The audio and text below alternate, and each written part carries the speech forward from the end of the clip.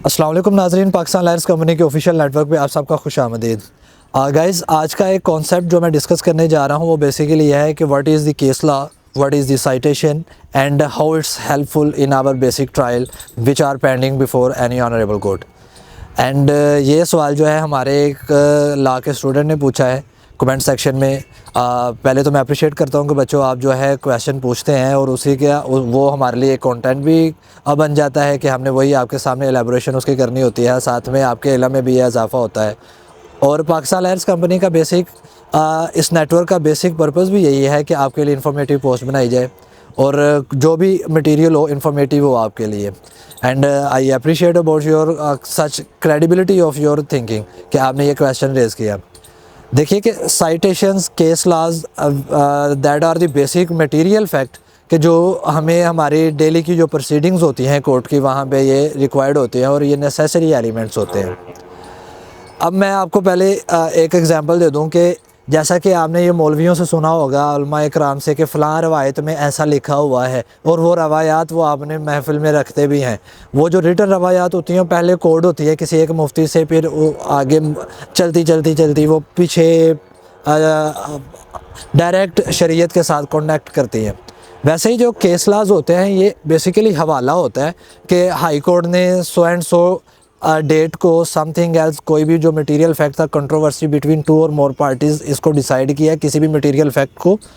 उस हवाले को मैं आपके पेशे खिदमत पेश कर रहा हूँ। वो ऑनरेबल कोर्ट को बताता है कि ये हवाला उधर भी मौजूद है कि ऐसा ही केस था जिसमें ये मटेरियल वहाँ पे भी डिस्क्राइब किया गया था, उसमें भी यही कंट्रोवर्सी थी, उसके भी जो फैक्ट्स एंड इशू थे, फैक्ट्स ऑफ लॉ थे, बेसिकली जो इश्यूज थे जो फ्रेम हुए थे वो इसी ग्राउंड पे फ्रेम हुए थे जिसके अबाउट मैं एक साइटेशन सबमिट कर रहा हूँ ऑनरेबल कोर्ट में।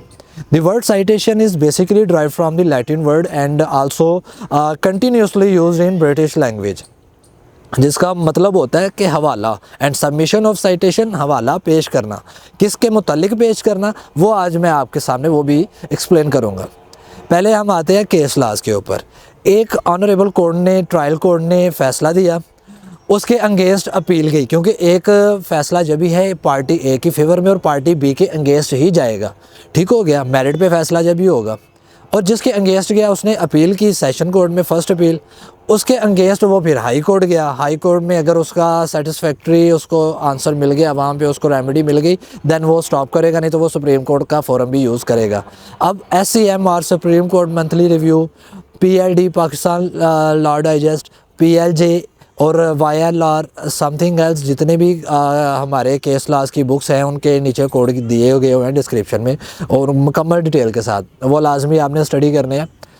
ये जो हवाले होते हैं बेसिकली होते हैं कि कोई मटेरियल फैक्ट है जो प्रीवियस कोड में डिस्क्राइब किया गया हुआ है इन 2021, 2022, इवन 1995, इवन 1967, जो भी सुप्रीम कोर्ट का, जो भी हाई कोर्ट का जजमेंट होती है किसी एक मटेरियल फैक्ट को मद्देनज़र रखते हुए, वो आगे आ जाती है हमारे ट्रायल कोर्ट में, जिधर हमने एक फ्रेश सूट फाइल किया होता है। So this is known as the citation.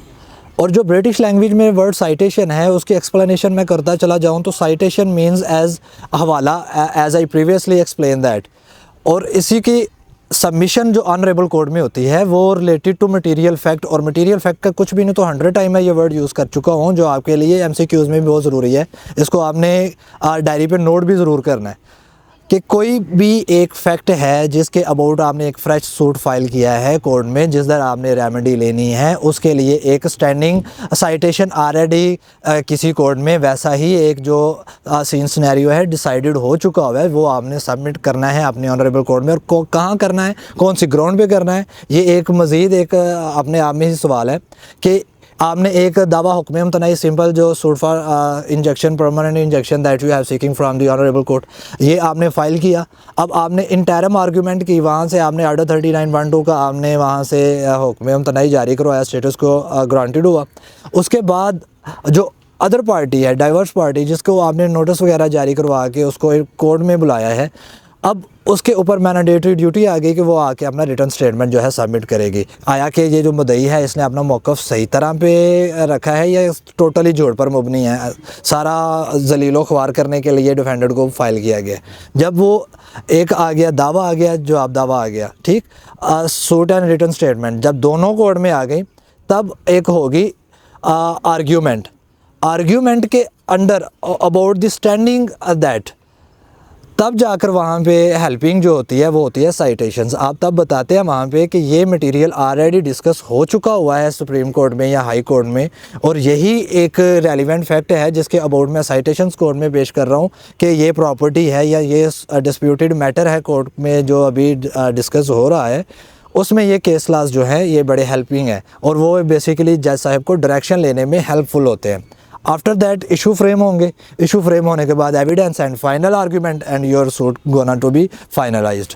But unfortunately we are living in the darkest system of the Pakistan, जहाँ पे हमारा एक छोटा सा केस होता है जो मैक्सिमम 1 महीने में ख़त्म हो जाए, चले मैक्सिमम 6 मंथ ले, एक लॉन्ग ट्रायल भी चले, लेकिन यहाँ पे अफसोस आद अफसोस कि हमें सालों लग जाते हैं एक सच बात को भी मनवाने के लिए, जो कि एक ऐसी क्यूरी है, ऐसा सवाल है जो कि कायद का पाकिस्तान डिज़र्व नहीं करता। जज़ाकल्लाह खैर गाइज़, इंशाल्लाह we will see you in our next video, so take care, Allah हाफिज़।